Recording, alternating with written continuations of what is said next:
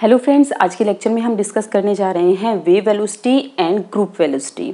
Friend, इससे पहले lecture में मैंने आपको डी ब्रोगली हाइपोथेसिस के बारे में बताया था कि डी ब्रोगली के अकॉर्डिंग मैटर के साथ एक वेव एसोसिएट रहनी चाहिए। जिस तरह से लाइट का डुअल कैरेक्टर है, मैटर का भी डुअल कैरेक्टर होना चाहिए। मैटर भी पार्टिकल के साथ साथ वेव का बिहेव करनी चाहिए और इसको प्रूव करने के लिए बहुत सारे एक्सपेरिमेंट भी हुए, वो उन सब का भी लेक्चर मैंने बनाया। GP Thomson experiment, Davisson Germer experiment, और साथ में इन दोनों एक्सपेरिमेंट से तो ये पता चला कि इलेक्ट्रॉन के साथ वेव एसोसिएट रहती है और बाद में प्रोटॉन, न्यूट्रॉन, इनके साथ भी वेव एसोसिएट रहती है। ऐसे एक्सपेरिमेंटली वेरीफाई हो गया। बाद में हीलियम, जो कि एक लाइट पार्टिकल है, उसके साथ भी वेव एसोसिएट रहती है, उसके लिए भी एक्सपेरिमेंटली प्रूव हो गया।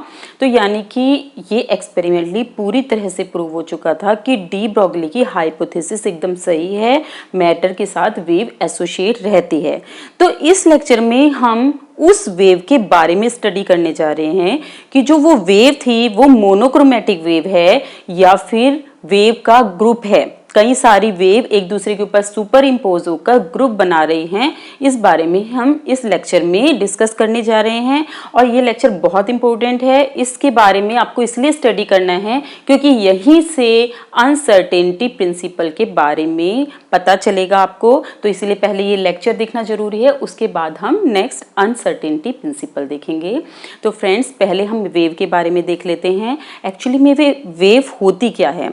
वेव एक तरह से डिस्टरबेंस होता है पार्टिकल्स का, और किस तरीके से प्रोपेगेट होती है वेव। जैसे पार्टिकल्स हैं, ये मीडियम के पार्टिकल्स हैं, और अगर यहाँ से वेव प्रोपेगेट होनी शुरू हुई तो वेव कई तरह की होती हैं। उसके बारे में तो वेव थ्योरी में आप पहले ही पढ़ चुके हैं। लॉन्गिट्यूडनल वेव, ट्रांसवर्स वेव, ठीक है ना, इलेक्ट्रोमैग्नेटिक वेव। तो लॉन्गिट्यूडनल वेव में तो जो ये मीडियम के पार्टिकल्स होते हैं वो वेव की प्रोपेगेशन की डायरेक्शन में वाइब्रेट करने लगते हैं, ठीक है ना।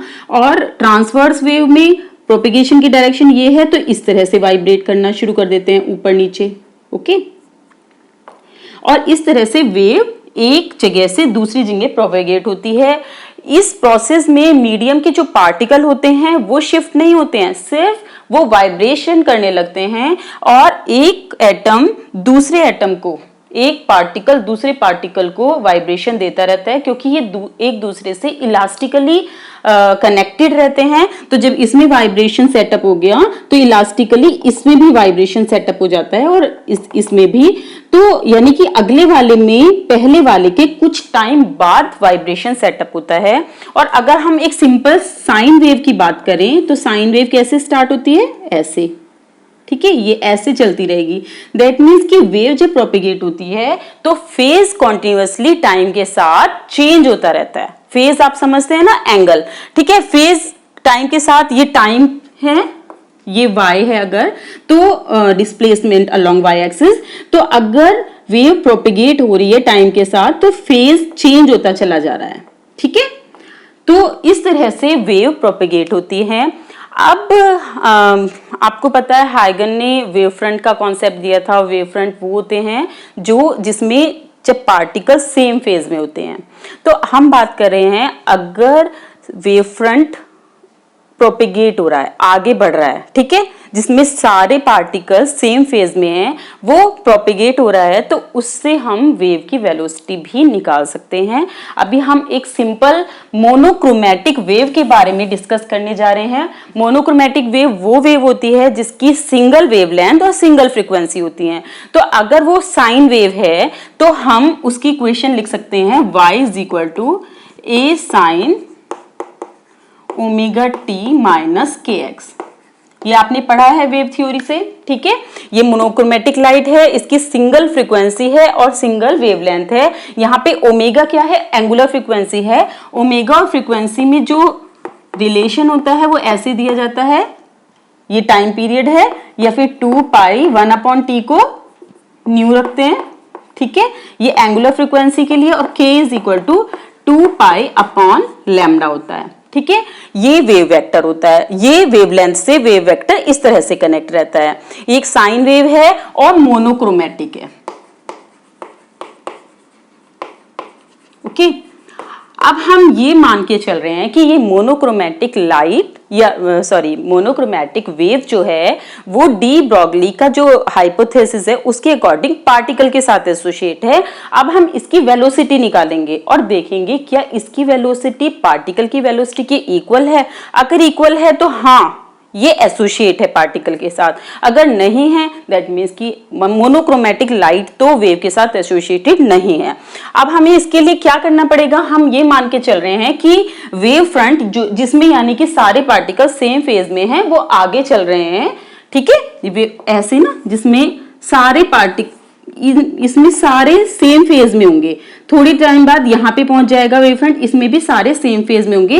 तो जिस तरीके से वेव फ्रंट प्रोपेगेट करते रहेंगे उसी हिसाब से वेव भी आगे प्रोग्रेस करती रहेगी, बढ़ती चली जाएगी, उससे हम वेव की वेलोसिटी को कंसीडर करेंगे। तो हम ये बता रहे हैं कि ये फेज है किसी भी वेव का, तो omega t minus k x for a wave front is equal to होना चाहिए कांस्टेंट, ठीक है, for a wave front.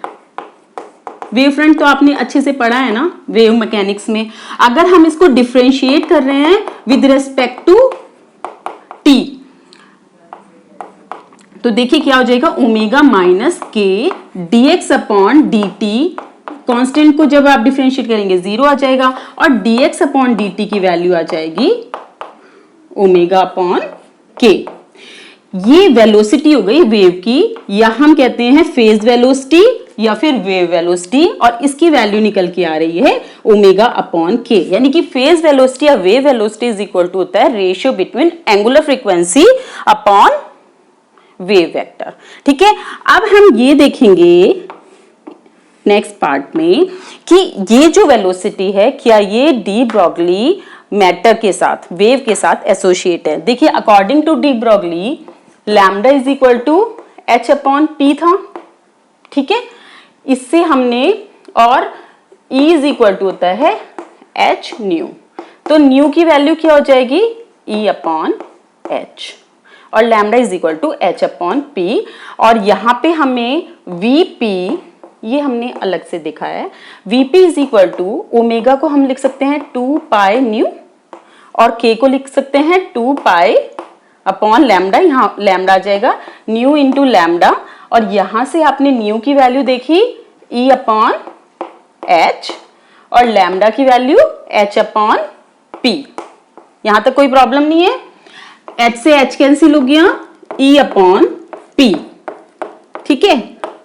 According to Einstein, Einstein के according E is equal to क्या होता है mc स्क्वायर, ठीक है, और P इज इक्वल टू क्या हो जाएगा मोमेंटम ऑफ पार्टिकल। पार्टिकल का मोमेंटम कैसे निकालेंगे, पार्टिकल का मास इनटू पार्टिकल की वेलोसिटी, और मान लिया पार्टिकल की वेलोसिटी v है तो तब उस कंडीशन में c स्क्वायर अपॉन v। अब इसमें देखिए कंफ्यूज नहीं होना है, ये पार्टिकल की वेलोसिटी है, ये उसके साथ एसोसिएटेड वेव जो हम मान रहे हैं कि अगर वेव मोनोक्रोमैटिक है, ठीक है, अभी हमने कंसीडर किया है कि पार्टिकल के साथ मोनोक्रोमैटिक वेव एसोसिएट है, तो Vp इज इक्वल टू हो जाएगा c स्क्वायर अपॉन v। क्या ये पॉसिबल है, क्या वेव जिसकी जो एसोसिएट है पार्टिकल की उसकी वेलोसिटी इतनी ज्यादा हो सकती है, c स्क्वायर अपॉन v का मतलब आप फ्रेंड्स समझ सकते हैं कितनी ज्यादा वेलोसिटी है, और जो कि पॉसिबल है ही नहीं, क्योंकि आइंस्टाइन के पोस्टुलेट कहते हैं किसी भी पार्टिकल की वेलोसिटी ऑफ लाइट से ज्यादा नहीं हो सकती है, सबसे मैक्सिमम वेलोसिटी लाइट की वेलोसिटी होती है, तो ये पॉसिबल नहीं हो सकता है। अगर हम ये मान के चल रहे हैं कि किसी भी पार्टिकल के साथ मोनोक्रोमैटिक वेव एसोसिएट है, तब उस कंडीशन में उसकी वेलोसिटी, वेव की वेलोसिटी पार्टिकल की वेलोसिटी से बहुत ज्यादा हो जाएगी, पार्टिकल पीछे छूट जाएगा और वेव आगे चली जाएगी, लेकिन ऐसा नहीं हो सकता है। इसीलिए ये कॉन्सेप्ट कि वेव के पार्टिकल के साथ मोनोक्रोमैटिक लाइट एसोसिएट है ये कैंसिल हो गई। तब हम नेक्स्ट पार्ट में अभी पढ़ने जाएंगे कि अगर हम दो वेव और दो से ज्यादा वेव, ठीक है, को सुपर इम्पोज करें तब उस कंडीशन में ग्रुप वेव का ग्रुप चलेगा, तो क्या ग्रुप वेलोसिटी पॉसिबल है, ठीक है, ठीक है। अब हम इसको हटा देते हैं। अभी हमने बस ये देख चुके हैं कि जो पार्टिकल की वेलोसिटी है वो तो c² है अगर हम मोनोक्रोमेटिक लाइट लेते हैं। अब हम नेक्स्ट पार्ट में ये लेने जा रहे हैं कि अगर पार्टिकल के साथ एक से ज़्यादा वेव एसोसिएट रहती हैं with slightly different frequency and wavelength. तो अभी हम एग्जाम्पल के लिए 2 ले लेते हैं कि 2 वेव एसोसिएट हैं, क्योंकि 3 का लेंगे तो काफ़ी ज़्यादा लंबी कैलकुलेशन हो जाएंगी और उस 2 के लिए ही हम रिजल्ट जो निकलेगा उसे हम जनरलाइज कर देंगे 2 से ज़्यादा वेव के लिए। ठीक है, तो हमने माना कि पार्टिकल जो है उसके साथ 2 तरह की वेव एसोसिएट हैं। एक y1 is equal to a sine ω1t minus k1x, ठीक है, एम्पलीट्यूड a है और फ्रीक्वेंसी ω1 और वेव वेक्टर k1, और y2 is equal to a sine ω2t minus k2x। ठीक है, ये दोनों जो वेव हैं इनमें ω1 और ω2 दोनों फ्रीक्वेंसी हैं जिनके बीच में थोड़ा सा डिफरेंस है। ठीक है, और k1 k2 वेव वेक्टर है, ये भी स्लाइटली डिफरेंट वेव वेक्टर हैं। अब हमने दोनों के इंटरफेरेंस को देखा। ठीक है, दोनों इंटरफेयर कर रही हैं तो क्या रिजल्ट निकल के आता है, तो y1 plus y2 is equal to a sine ω1t minus k1x plus a sine ω2t minus k2x। इसको हम अगर सॉल्व करें तो sine c plus sine d वाला फॉर्मूला लगाएंगे, तो 2 साइन c प्लस d करते हैं तो ω1 plus ω2 into t plus minus k1 plus k2 x upon 2। ठीक है, या फिर अलग अलग 2 कर दीजिए, एक ही बात है, इसके अपॉन 2 इसका अपॉन 2। ठीक है, ये एक और ब्रैकेट में आ जाएगा into cos c minus d, तो यानी ω1 minus ω2t minus k1 minus k2 x upon 2 upon 2। ये आ गया है। तो हमारा अगर हम इसको लिख दें sine this, sine ω1 plus ω2, ω1 plus ω2 upon 2 is equal to omega ले लें, और k1 प्लस k2 अपॉन 2 को k ले लें, तो क्या बन जाएगा ओमेगा t माइनस kx। ठीक है, और ये कॉस ऑफ, इसको हम ले रहे हैं delta omega upon 2, ω1 minus ω2 delta omega difference of frequency, और k1 minus k2 is equal to delta k difference of wave vector. तो ये हो जाएगा t minus delta k upon 2x। ठीक है, तो हमारी 2 स्लाइटली डिफरेंट फ्रीक्वेंसी और स्लाइटली डिफरेंट वेवलेंथ के साथ जो वेव है उन दोनों के इंटरफेरेंस से जो रिजल्टेंट वेव निकल कर आई है वो निकल कर आई है ये। तो आप इसमें देख रहे हैं फ्रेंड्स कि ये जो है ये तो सेम वेव निकल के आई है, साइन वेव, लेकिन इस वेव रिजल्टेंट वेव में एक ये फैक्टर एक्स्ट्रा आया है। इस फैक्टर का ही मेन रोल है जब किसी भी मैटर के साथ वेव, एक से ज्यादा वेव एसोसिएट रहती हैं, तब ये वाला फैक्टर एक एनवेलप बनाता है। किस तरह से बनाता है ये हम देखते हैं। देखिए, अगर 2 वेव स्लाइटली डिफरेंट फ्रीक्वेंसी के साथ चल रही हैं,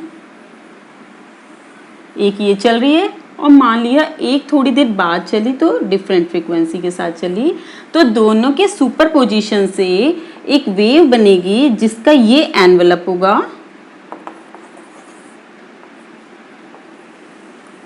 और इनके बीच में ये वेव इस तरह से चलेंगे।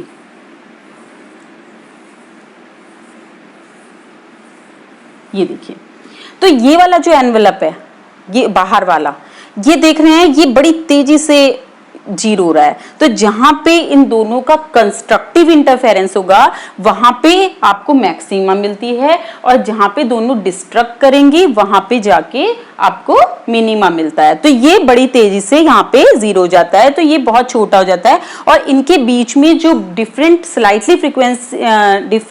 फ्रीक्वेंसी की वेव्स हैं उन सबका सुपरपोजिशन हो रहा है। ठीक है, अब आप समझ रहे हैं कि अगर किसी मैटर के साथ वेव, सिंगल वेव तो एसोसिएट नहीं हो सकती, ये तो हमने प्रूव कर दिया, लेकिन अगर बहुत सारी वेव हैं उनके सुपरपोजिशन से इस तरह का एक ग्रुप बनता है।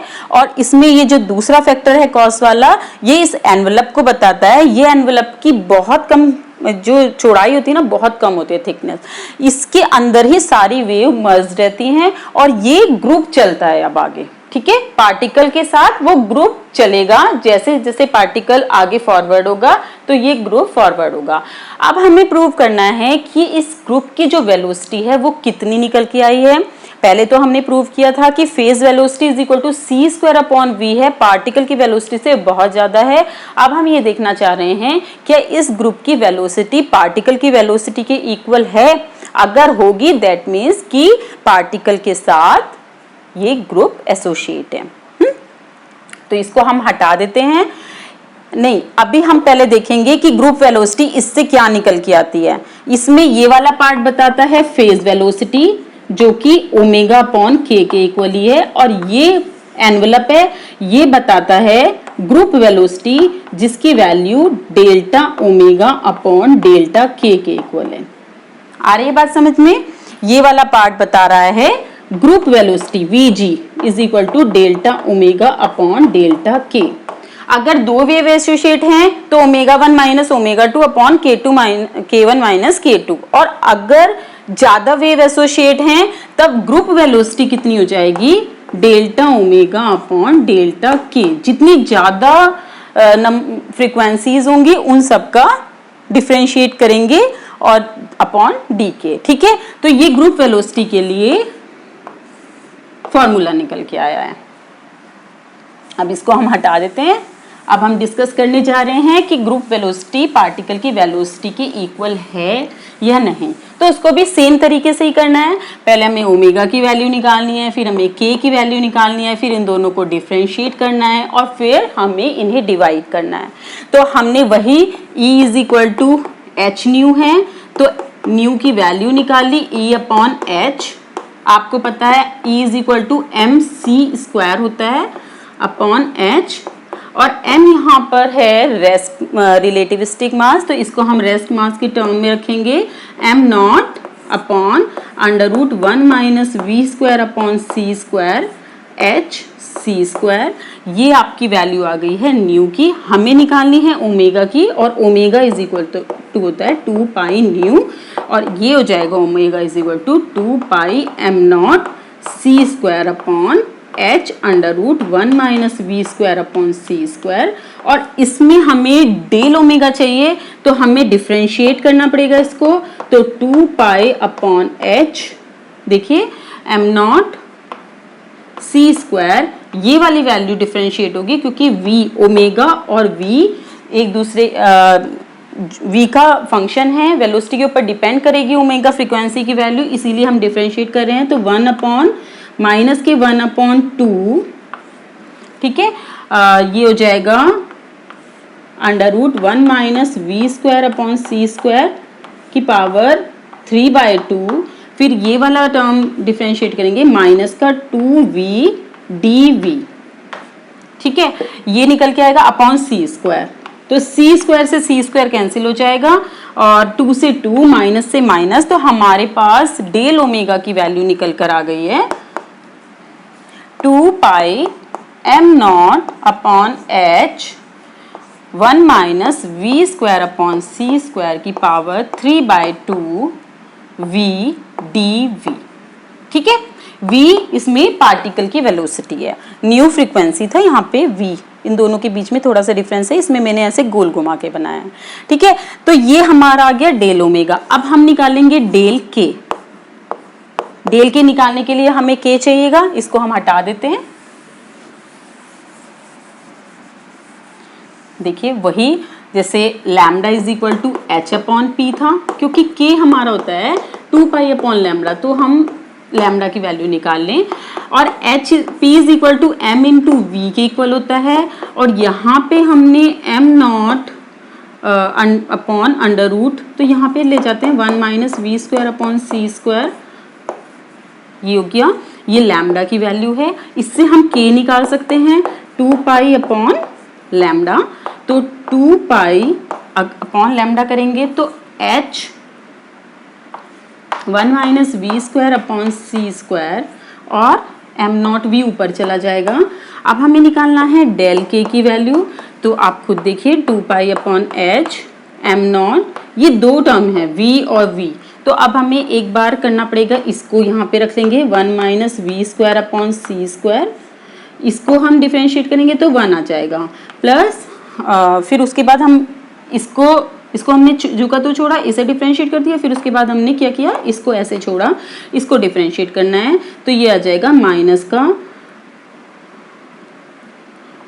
Half 1 minus we square upon C square की पावर 3/2, और वही माइनस का 2v अपॉन सी स्क्वायर dv अपॉन ऐसे ही आ जाएगा 1 minus we square upon C square. जब आप इसको सॉल्व करेंगे तो इसको इन टर्म्स को आप सोल्व कर लेंगे, तब डेल्टा के की वैल्यू आपकी आ जाती है, तो हमें डेल के की वैल्यू मिल जाती है 2 pi M nought H upon 1 minus we square upon C square की होल पावर 3/2 dv। ठीक है, तो इसमें स्टेप आप कर सकते हैं, इसको कॉमन ले लेंगे और उससे कैंसिल हो जाएगा, तो जो आपके पास बचेगा ये वैल्यू बचेगी। अब हमें क्या करना है, हमें ग्रुप वेलोसिटी निकालनी है, और ग्रुप वेलोसिटी के लिए रिलेशन है Vg is equal to del omega upon del k. Del omega की वैल्यू भी आपने निकाली है, डेल के की वैल्यू भी आपने निकाली है, इन दोनों को डिवाइड करेंगे तो आपको रिलेशन आ जाएगा Vg is equal to V।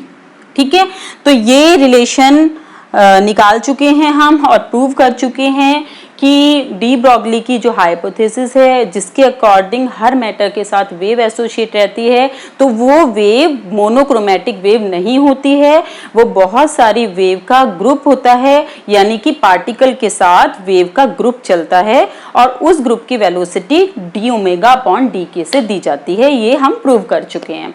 ठीक है फ्रेंड्स, इस लेक्चर में हम हाइजेनबर्ग अनसर्टेनिटी प्रिंसिपल पढ़ने वाले हैं। Thank you.